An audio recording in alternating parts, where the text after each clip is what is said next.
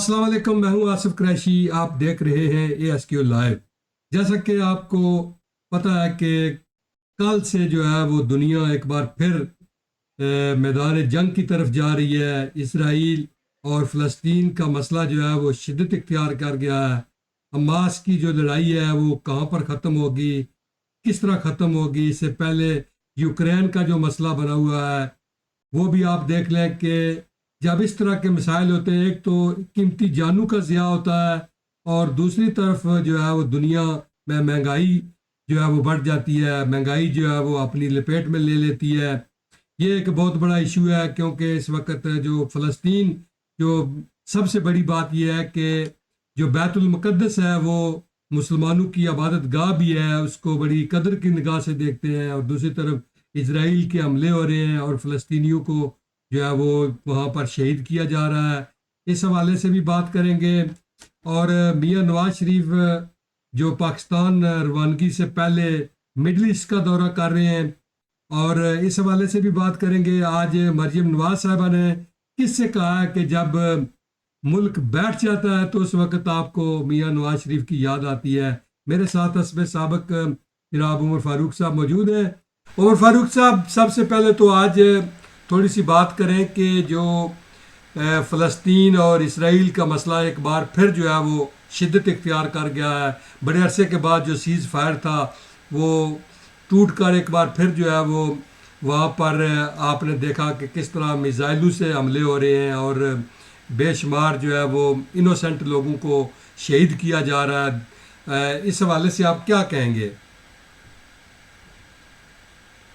बिस्मिल्लाहिर्रहमानिर्रहीम। अस्सलाम वालेकुम नाजरीन। और नासुर कुरैशी साहब, शुक्रिया जो आपने मौका फराहम किया कि हम मुख्तलिफ इशूज़ पे बात करें। जो फ़लस्तीन का जो इशू है ना, ख़ास करके इस पे कहीं इसके मराहिल भी हैं और कहीं इसकी बातें भी हैं और कुछ मुख्तलिफ इशूज़ भी हैं। जी।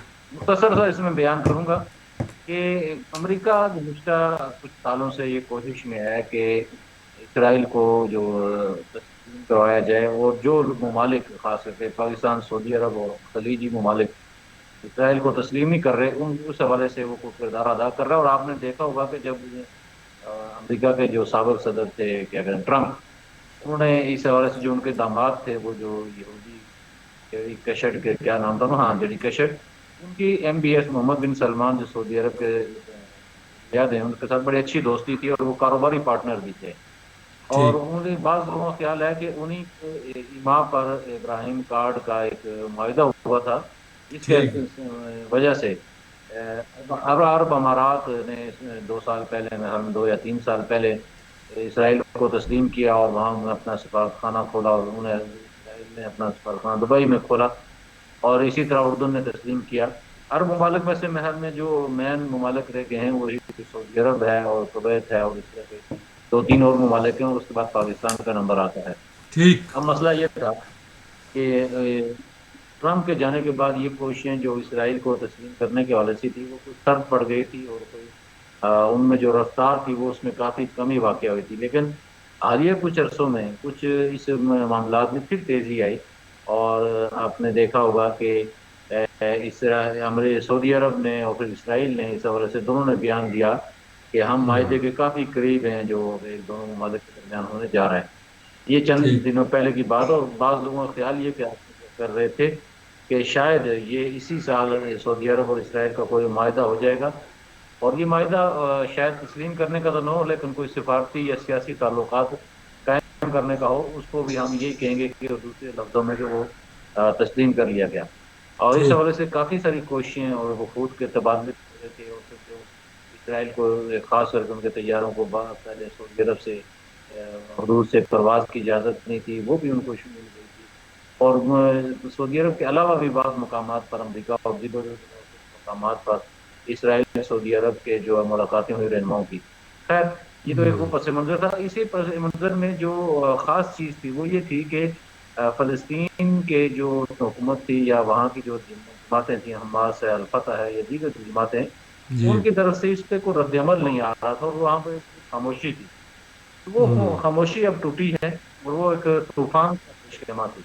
और उन्होंने इसीलिए इस ऑपरेशन का नाम ही तूफ़ान अल-अक्सा दिया है, और एक बहुत बड़ा हमला किया उन्होंने इसराइल पे और حیران کن عمل یہ ہے جس پہ پوری میڈیا اور بہت سارے ناقدین سوال اٹھا رہے ہیں کہ جو اسرائیل کی جو ایجنسی ہے خفیہ ایجنسی موساد ہوں، اور باقی جو ان کی ایجنسیاں ہیں اور ان کو مشہور ہیں وہ اپنے کام کے حوالے سے انٹیلیجنس معلومات کی بنیاد پر کیا وجہ ہوئی کہ انہیں یہ معلوم نہیں ہو سکا کہ حماس یا الفتح اتنے بڑے حملے کی تیاری کر رہی ہیں.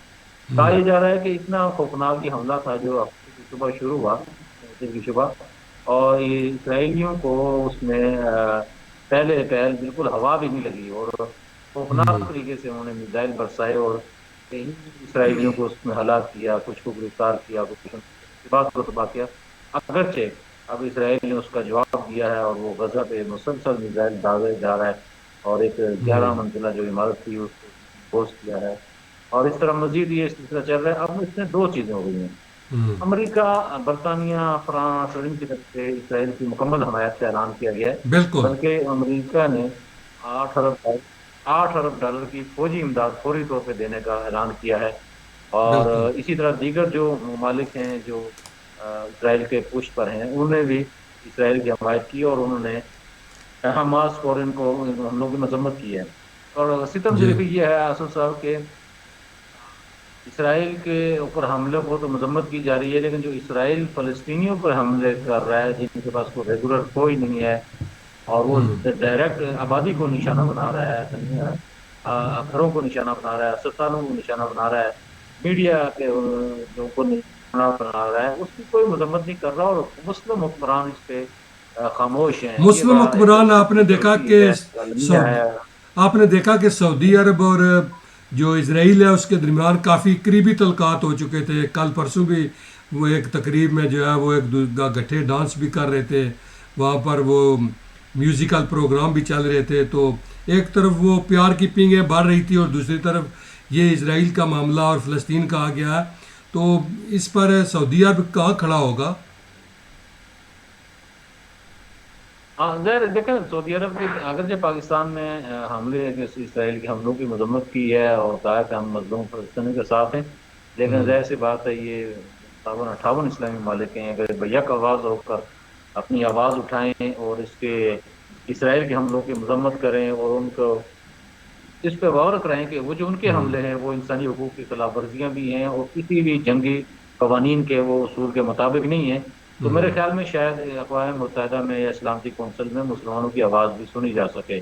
لیکن ہوں، ایک تو یہ ہوا کہ اگر یہ جو اس وقت حماس اور دیگر جو تنظیمیں ہیں ان کی طرف سے جو اسرائیل پہ حملہ کر کے ان کو بے بس کر دیا ہے، اس جی، کے بعد یہ جو اسرائیل کی ایک جو کھوکھلی طاقت تھی یا خوف تھا وہ اس کا ختم ہو گیا ہے.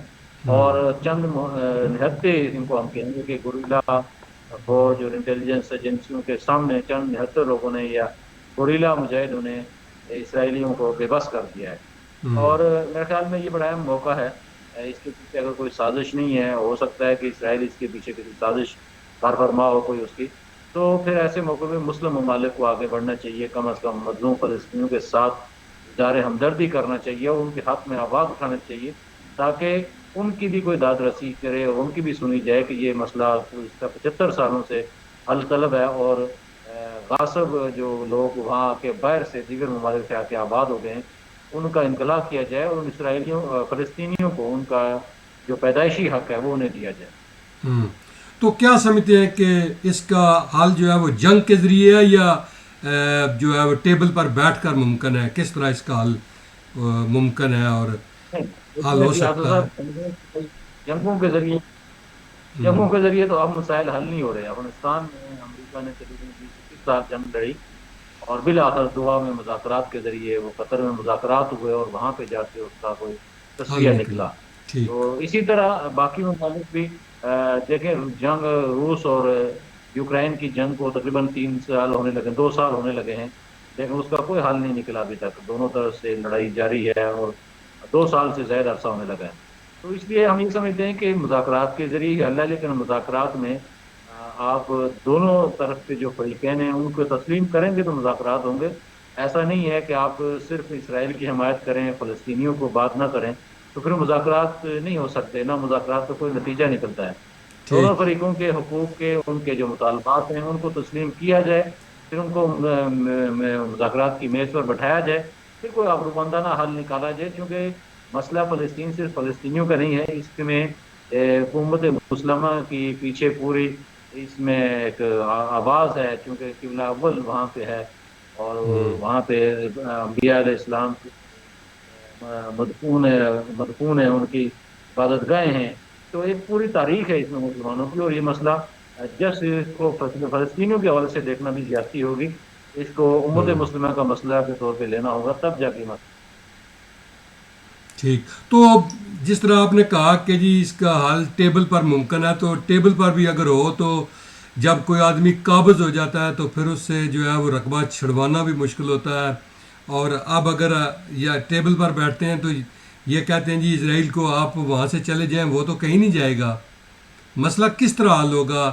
یہ ہو سکتا ہے کہ ان کے لیے کوئی دیکھیں بارڈر لائن بنا دی جائے کہ جی آپ اس طرف نہیں جا سکتے، ایک تو بات یہ، دوسری یہ کہ بے شمار علماء کرام جو ہے وہ کہتے ہیں کہ جب آخری ٹائم ہوگا، آخری وقت ہوگا، قرب قیامت ہوگی، تو یہ ساری نشانیاں بھی یہیں سے برآمد ہوں گی، اور سب جو ہے وہ اس حوالے سے بھی تھوڑا سا ناظرین کو بتائیں کہ کیا یہ جنگ اسی طرح جاری رہے گی، اب یہ ختم نہیں ہوگی؟ نہیں نہیں دیکھیں وہ کیا کہتے ہیں، جو بیت المقدس ہے یا قبلہ اول ہے، اس کی آزادی کی کئی مراحل ہیں، جی اگر آپ دیکھیں تو اس کو حضرت عمر فاروق رضی اللہ تعالیٰ عنہ کے دور میں اس کو فتح کیا گیا تھا، پھر اس کے بعد ایک دفعہ فتح کیا گیا، پھر صلاح الدین ایوبی نے اس کو فتح کیا، تو اس کی تو کئی دفعہ یہ تاریخ ہے اس کو فتح کرنے کی اور پھر آنے اور جانے کی۔ ابھی یہ جو حماس یہ جو فلسطین والا ایشو ہے، یہ بھی کوئی 70 75 سالوں سے ایشو پڑا ہے، جو 1948 میں اسرائیل نے یہاں قابض ہونا شروع ہوا تھا، تو یہ جنگ تو 70 80 یہ جو جنگ حالیہ یہ 70 75 سالوں سے جاری ہے، اس میں کبھی تیزی آ جاتی ہے، کبھی اس میں مطلب ٹھنڈ ہو جاتی ہے، وہ اکا دکا واقعات ہوتے ہیں، آپ نے اس میں یہاں صابرہ اور شتیلہ کے کیمپوں پہ بمباری بھی یہاں یاد ہے لوگوں کو، اور ہزاروں لوگوں کو ایک دن میں مارنے کے واقعات بھی اس کے ماضی میں گزر چکے ہیں، تو میرے خیال میں یہ مجھے جو اس میں کوئی سازش کی بو ضرور نظر آ رہی ہے کہ اس کے پیچھے کوئی امریکی سازش ہے یا اسرائیلی سازش ہے، وہ کیونکہ کارفرما ضرور ہے، جو بار بار اور یہ میرے کہہ خیال رہے میں ہیں، جو بار بار یہ کہہ رہے ہیں جی کہ ہمیں ایران کی حمایت حاصل ہے، کیا کوئی ایران پر مزید پابندیاں یا اس پر کوئی حملے کا پروگرام تو نہیں بن رہا؟ کیونکہ نہیں جب جب نہیں بھی امریکہ میں الیکشن ایران ہوتے ہیں، جب بھی امریکہ میں الیکشن ہوتے ہیں اس وقت امریکہ کسی نہ کسی سے پنگا ضرور لیتا ہے تاکہ وہ الیکشن جیتے اور الیکشن کی طرف جائے، کیونکہ اب چونکہ الیکشن بھی قریب آ رہے ہیں، تو میں سمجھتا ہوں شاید ایسا نہ ہو کہ وہ ایران کو جو ہے انوالو کر کے اس پر کوئی حملے کے کوئی منصوبہ بندی کر رہے ہیں۔ نہیں نہیں ایران کا حوالے سے دیکھیں، جو کیونکہ ایران کی حماس ایشوز کے وہ سربراہ نرم نے حل آج بھی ہونے کی کہا ہے نا کہ طرف ہماری جا رہے حماس کے سربراہ نے آج بھی کہا ہے کہ ہمیں پوری سپورٹ حاصل ہے اسرائیل یا اس ایران کی۔ ہیں۔ وہ ایسا ہے کہ یہ اخلاقی سپورٹ ہے، اس کو تو پاکستان کی سپورٹ بھی انہیں حاصل ہے، ایران کی بھی سپورٹ ایسے حاصل ہے، اردن کی سپورٹ بھی حاصل ہے، باقی ترکی کی سپورٹ بھی انہیں حاصل ہے، عملاً ہوں سپورٹ تو بڑا مشکل ہے، وہاں اس کو اسلحہ پہنچانا، ان کو مالی ہوں معاونت کرنا یا ان کو افرادی قوت فراہم کرنا، یہ ایک ناممکن سی بات ہے، یہ چونکہ وہاں سے بیچ میں راستے کافی کٹن ہیں، پھر ان کی اسرائیل کی جو بارڈر ایریاز میں جو پابندیاں ہیں وہ بڑی سخت ہیں، تو یہ بڑا مشکل کام ہے ایک بات۔ ہوں دوسری بات دیکھیں کہ ایران کے جو ایشوز تھے وہ دو طرح کے تھے، ایک اس کے ایشوز تھے سعودی عرب کے ساتھ، اور ٹھیک سعودی عرب سے ایران کی صلح ہو چکی ہے، اب وہ دونوں باہمی شیر و شکر ہو چکے ہیں۔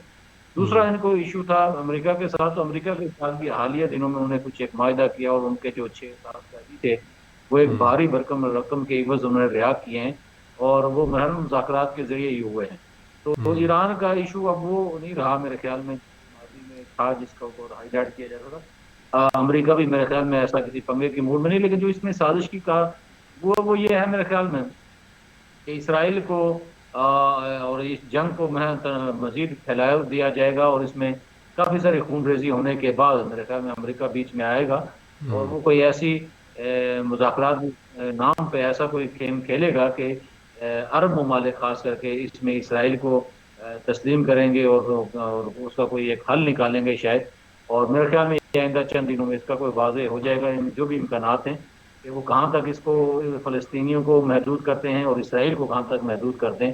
مذاکرات لازمی ہوں گے، لیکن ان مذاکرات میں کہاں تک کس کو کیا اسپیس دی جاتی ہے یہ دیکھنے والی بات ہوگی.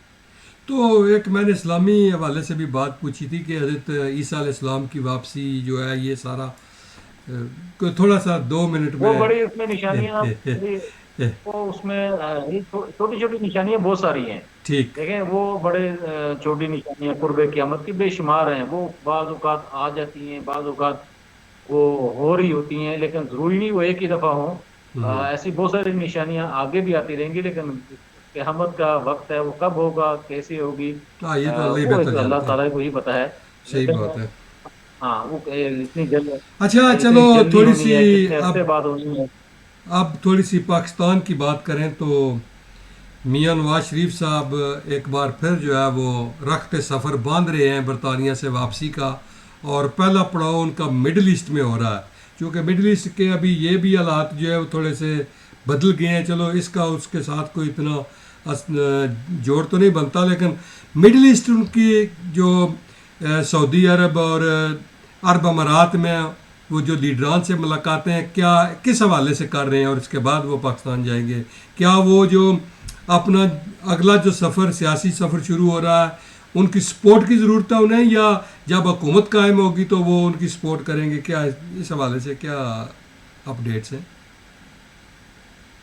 یہ دیکھیں میاں صاحب کا تقریباً ابھی تک جو ہے نا جو پاکستان واپسی کا جو پروگرام ہے وہ جی تقریباً کنفرم ہے. اگرچہ کچھ رپورٹس ڈاکٹر کی آئی ہیں کہ ان کو دل کے عارضہ ہے، تکلیف ہے اس میں، اور اس کا علاج مزید ہوگا ابھی. جی. لیکن اس کے باوجود ان کی طرف وہ ابھی تک اپنے فیصلے پہ قائم ہے کہ میں نے پاکستان جانا ہے. ہوں. اور اس کے لیے تیاریاں بھی میں نے اپنے پچھلے پروگرام میں کہا تھا بڑی بھرپور طریقے سے جاری ہیں. اب انہوں نے اپنے شیڈول ترتیب دینا شروع کر دیا ہے، اور یہ شیڈول پہلے بھی آیا تھا کہ وہ مڈل ایسٹ کا ایک دورہ کریں گے، عرب حکمرانوں سے ملاقات کریں گے. دیکھیں عرب حکمران ہوں، یہ چین ہو یا ترکی ہو، میرے خیال میں یہاں میاں صاحب کا بڑا سوچ ہے، اور ٹھیک. ان کے ساتھ ان کے کافی اچھے ریلیشن بھی ہیں، تعلقات بھی ہیں. اور پاکستان کو اس وقت بڑے سارے سہاروں کی ضرورت ہے، کیونکہ مشکل معاشی صورتحال کا ہمیں سامنا ہے. ہوں. اور ایسے میں آئی ایم ایف یا ورلڈ بینک کی جو کڑی شرائط پہ ہمیں قرضے مل رہے ہیں وہ ہمارے لیے وبال بن چکے ہیں. اور اس کی وجہ سے ہمیں ٹیکسیز اور بجلی کے بلوں میں، گیس کے بلوں میں بے تحاشا اضافے کی وجہ سے عوام جو ہے نا وہ عاجز آ چکے ہیں، اور بالکل ایک لاوا پھٹنے کو ہے. یہ اگر مزید کوئی اس طرح کی پیٹرول کی قیمتوں میں یا اس طرح کی چیزوں میں اضافہ کیا گیا تو ہوں. میرے خیال میں پھر یہ لاوا پھٹ جائے گا، اور ایک حد تک پہنچ چکی ہے بات. ہوں. ایسے میں ہمیں اپنے دوست ممالک سے ایک دفعہ پھر تعاون کی ضرورت ہے. یہ آپ کو پتہ ہے کہ جب 98 میں انہوں نے ایٹمی دھماکے کیے تھے تو اسی قسم کی پابندیوں کا شکار تھے ہم مختلف، اور ہمیں سخت معاشی مسائل کا سامنا تھا. تو اس وقت بھی میاں صاحب نے میرے خیال میں سعودی عرب اور دیگر ممالک سے رابطے کر کے اپنے آپ کو اس ملک سے بحران سے نکالا تھا. تو میاں صاحب اس وقت جو ملک کی معاشی صورتحال ظاہر ہے، اسحاق ڈار ان کے پاس ہیں، وہ بھی 1 سال سے زیادہ عرصہ وزیر خزانہ کے عہدے پہ رہے. ان کے سارا کچھ انہیں پتہ ہے کہ ملک کی معاشی صورتحال کیا ہے.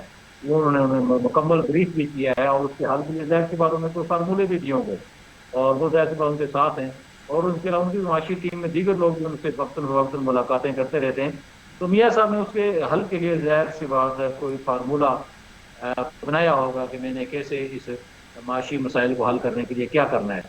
ان کے جو نقطہ نظر سے جو سمجھتے ہیں کہ شاید وہ عرب حکمرانوں پہ ایک دفعہ پھر انحصار کریں گے، اور وہاں سے کچھ انویسٹمنٹ بھی کرانے کے موڈ میں ہوں گے، کچھ قرضے کی بھی، اور کچھ باہمی جو تعاون ہے اس کے حوالے سے وہ ان سے بات کریں گے. اور خاص کر کے جو پاکستان میں سرمایہ کاری کے حوالے سے ان ممالک کے حوالے سے کوئی بات چیت کریں گے، وہ ان کے الیکشن سے پہلے بھی ہو سکتی ہے اور الیکشن کے بعد بھی ہو سکتی ہے. وہ ظاہر ہے میوچل انڈرسٹینڈنگ جہاں بھی ہوگی تو وہ ہو جائے گی. یہ تو جب حکومت قائم ہوگی تو اس وقت کی باتیں ہیں. یہ بتائیں کہ ابھی آپ نے نہیں دیکھا پہلے ہو سکتی ہے. گزشتہ روز جو کچھ ہوا، میاں شہباز شریف اپنے حلقے میں گئے، جس طرح ان کو وہاں پر ایک جو ہے وہ نوجوانوں کا سامنا کرنا پڑا جو مشتعل نوجوان تھے. یہ کس طرح حلقوں میں جائیں گے، کس طرح یہ سارا معاملہ ہوگا؟ کیونکہ لوگ تو بڑے سخت خلاف ہیں. یہ حالات ہیں، مطلب ظاہر سی بات ہے. آپ نے ان کے جو پاپولر لیڈر سمجھتے جن پہ وہ ان کو وہ کیونکہ لیڈر سمجھتے پھر تھے، اپنے قائد سمجھتے تھے، اس کو آپ نے ایسی جگہ اور لاہور ایسی جگہ تھی کہ یہ ان کا گڑھ تھا. آج یہ وہاں پر ایسے اگر حالات ہو گئے تو جی جی. باقی آپ دیکھ لیں کہ وہاں کیا ہوگا. مسئلہ یہ ہے کہ آپ اس کو ان کے لیڈر کو جب اندر جیل میں ڈال دیں گے، انہیں سزائیں دے دیں گے، ان پہ مختلف مقدمات قائم کر دیں گے، ان کی پارٹی کو آپ توڑ دیں گے، ان کے لوگوں کو وہاں سے وعدہ محوا بن کے چھوڑیں گے، اور ان کے لوگوں پر مقدمات قائم کریں گے، کسی کو ملک بدر کریں گے، کسی کو سیاست سے خیر باہر کریں گے، تو یہ رد عمل آنا ہے. لیکن میں نہیں سمجھتا کہ یہ کوئی بڑا رد عمل ہے. چلو یہ اتنا معمولی بڑا ایسی رد چیزیں عمل ہوتی نہیں ہے. رہتی ہیں، آپ ٹھیک ہے، الیکشن میں بھی. ٹھیک ہے، یہ اتنا بڑا رد عمل نہیں ہے. آج مریم نواز نے یہ کہا ہے کہ جب بھی ملک جو ہے وہ بیٹھ جاتا ہے، ملک کی معیشت بیٹھ جاتی ہے، اس وقت آپ کو میاں نواز شریف کی یاد آتی ہے اور اس وقت آپ میاں نواز شریف کو بلا لیتے ہیں. وہ کس سے کہہ رہی ہیں کہ یہ کہ جی یہ انہیں سے کہہ رہی ہیں جو انہوں نے باہر بھیجا تھا میاں صاحب کو، اور ہر دفعہ بھیجتے ہیں اور پھر واپس بلاتے ہیں. تو یہ کوئی ایسی بات نہیں. دیکھا 94 میں جو ہے میاں صاحب گئے، 98 میں میاں صاحب گئے، اور پھر 2008 میں واپسی ہوئی تھی کہ 9 میں، اب 2018 میں 19 میں میاں صاحب گئے، اب پھر واپسی ہے. ظاہر سی بات ہے یہ انہیں سے مخاطب ہیں جو انہیں باہر بھیجتے ہیں، اور انہیں ہمیشہ یہ کہا کہ سیکیورٹی رسک بنا کے قرار دے کے باہر بھیجا جاتا ہے، کبھی ان پہ نائل کر کے باہر بھیجا جاتا ہے، کبھی ان پہ غداری کا مقدمہ بنا کے باہر بھیجا جاتا ہے، لیکن پھر انہیں واپس لایا جاتا ہے. اور میاں صاحب نے ویسے یہ بات ہے، ہم اگر تجزیے کی صورت میں کریں کہ ہمیشہ واپس آ کے ملک میں ڈلیور کیا ہے. اگر 94 میں گئے تو 98 میں انہوں نے ڈلیور کیا، پھر انہوں نے 2013 میں ڈلیور کیا، اور اب پھر جو ملک کی معاشی صورتحال کافی گمبھیر ہے، اور اس میں بڑی توقع ہے کہ میاں صاحب آئیں، اور ہو سکتا ہے کہ اگر وہ ڈلیور کر گئے تو ہو سکتا ہے ملک ہمیشہ میں کے لیے اس بحران سے نکل پائے گا. تو ظاہر سی بات ہے یہ انہیں قوتوں کی طرف اشارہ ہے جو قوتیں انہیں ہمیشہ باہر بھیجتی رہی ہیں. ٹھیک. تھوڑی سی بات کریں تو یہ جو پی ٹی آئی کی طرف سے یہ معافی نامے چل رہے ہیں اور معافیوں کا سلسلہ چل رہا ہے، جس طرح عثمان ڈار اور نے ٹی وی پروگرام میں کہا، اور صداقت عباسی بھی گھر آ گئے ہیں. کیا یہ سیاسی کارکنوں کو اتنا زیادہ تنگ کیا جا رہا ہے کہ وہ بیچارے اس حد تک چلے گئے ہیں کہ وہ سیاست بھی چھوڑنا جو ہے وہ ان کے لیے وہ کہہ رہے ہیں کہ ہمیں معاف کر دیں، ہمیں چھوڑ دیں اور ہم سیاست بھی چھوڑ دیں گے؟ کیا اس حد تک ظلم اور زیادتی ہو رہی ہے یا وہ خود ہی جو ہے وہ چھوڑ رہے ہیں؟ دیکھیں آصف صاحب، یہ ہم پہلے بھی کہا، اور ہم سال سے زیادہ عرصے سے یہ کہہ رہے ہیں کہ سیاست میں رواداری کو، تحمل کو فروغ دیں، اور خاص کر کے پی ٹی آئی نے جس طرح کی سیاست کی ہے، جی. ہم اس سیاست کے پہلے بھی حامی نہیں تھے، نہ آئندہ ہیں. اور ان نے جس طرح کی اٹیکنگ سیاست کی، اور جس طرح انہوں نے گالم گلوچ کی سیاست کی، اور جس طرح انہوں نے اداروں کو تان و تشنی کی سیاست کی، اور اداروں کو انہوں نے کٹہرے میں کھڑا کیا، اور پھر ظاہر سی بات ہے بعد میں 9 مئی کے واقعات جس طرح کے ہوئے اور اداروں پہ حملے کیے، تو یہ پی ٹی آئی کی سیاست کا ترا امتیاز تھا، اور انہوں نے سمجھا کہ ہم ہی ٹھیک ہیں، باقی ساری دنیا غلط ہے. یہ اس سیاست کا نتیجہ ہے. اگر وہ اس طرح کی غلط ہوا سیاست نا. نہ کرتے تو آج ان کے لوگوں کو نہ ان کے لوگوں کو پارٹی چھوڑنا پڑتی، نہ ان کے لوگوں کو وعدہ گواہ بننا پڑتا، نہ ان کے لوگوں کو معافیاں مانگنا پڑتی، نہ ان کے لوگ یہاں سے بھاگتے، نہ ان کے لوگ گرفتار ہوتے. تو وہ اگر رواداری کی سیاست شروع دن سے کرتے، تحمل والی سیاست کرتے، برداشت والی سیاست کرتے، اور ایشوز پہ بات کرتے رہتے، تو ان کے لیے بڑے مواقع تھے کہ وہ بڑی جماعت تھی پی ٹی آئی، اور وہ اس میں ملک میں جو جماعتی نظام کو ختم کرنے میں ان کا بڑا تھا. لیکن عمران خان صاحب کی غلط پالیسی میں وجہ اور ان کے جو ہمدوار تھے ان کے غلط پالیسی کی وجہ سے آج یہ نتیجہ نکل رہا ہے کہ پی ٹی آئی دن بدن سکڑ رہی ہے، اور ان کے لوگ معافیا مانگ کر سیاست کو بھی چھوڑ رہے ہیں، گرفتاریاں بھی ان کی ہو رہی ہیں، ملک سے بھی بھاگ رہے ہیں، اور بالکل وہ اپنے گھروں تک محدود ہو کر رہ گئے. تو ہم نہیں سمجھتے کہ سیاستدانوں پہ اس طرح کا دباؤ ڈالا جائے، یا ان میں اتنا مجبور کیا جائے کہ وہ پروگراموں میں آ کے یا اپنے بیانات میں آ کے معافیا، اور یا انہیں اتنا ڈرایا جائے کہ وہ سیاست ہی چھوڑ دیں. لیکن سیاستدانوں کو بھی اپنے کردار پہ نظر ثانی کرنا ہوگی کہ آخر یہ کیوں ہوا. ٹھیک. تو آپ کیا سمجھتے ہیں کہ جو اس وقت جو پی ٹی آئی اور بالخصوص عمران خان کے جو کیس چل رہے ہیں وہ کوئی ضمانت کے چانسز بھی ہیں؟ नामुमकिन, बिल्कुल नामुमकिन है। उन्हें एक केस में अगर कहीं जमानत हो भी जाती है तो वो दूसरे केस में अंदर हो जाएंगे, दूसरे में हो जाती है तो तीसरे में अंदर हो जाएंगे, और उनका बड़ा स्पीडी ट्रायल शुरू हो गया केसों का। और मेरे ख्याल में अब आप देखेंगे कि अगले एक आध माह में, शायद ये 15-20 दिनों में, मुख्तलिफ केसेस के फैसले आना शुरू हो जाएंगे, तो चाहे फिर साइबर तो केस फिर है, अगर कोई फरवरी जुर्माना में केस है, या और इस तरह के जो केस।